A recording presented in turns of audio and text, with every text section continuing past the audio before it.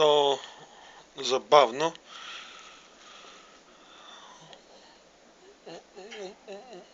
Туарек на 20 санта сняг и той не може да се дръпне. Нито напреди, нито назади. Вижда се лопатка. Лопатка дете кухненска, с нея си чисти и много смешно. Okay.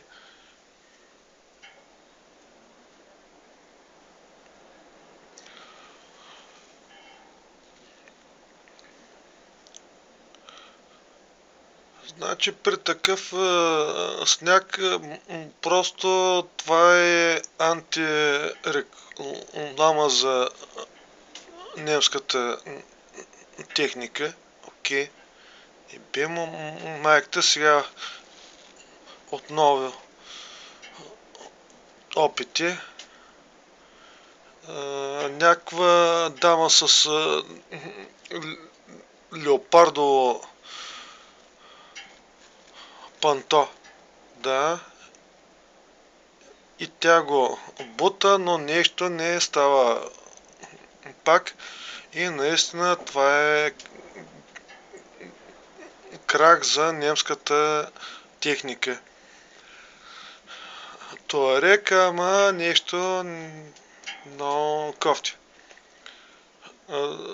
Знаем, че не трябва да се смееме, но голфа трябва малко да се поправи, нали?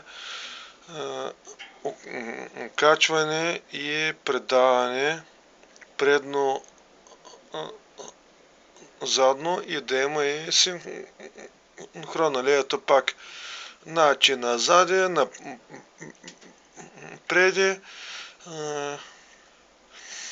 Резултатът е нулев. Мацката се бори много здраво с някаква лопатка, т.е.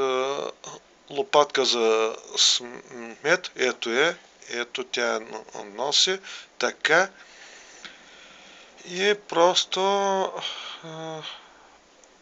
много забавно за нас, не за тях. Okay. И мисля аз да сляза и малко да бутна, защото съм имал опит, нали, в бутането на леки коли, но не на джипове. Okay.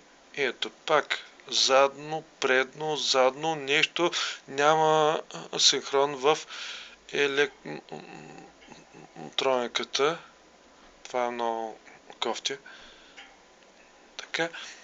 Ами, мислим да приключваме с това шоу.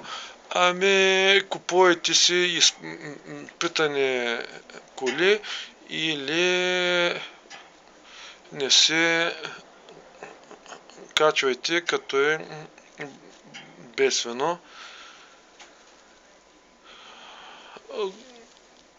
Голям срам за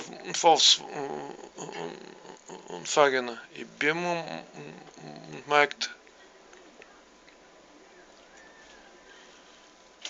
Окей. Ами, това е. Чао. Шоуто за тях ще продължи още дълго време. Окей. See you later.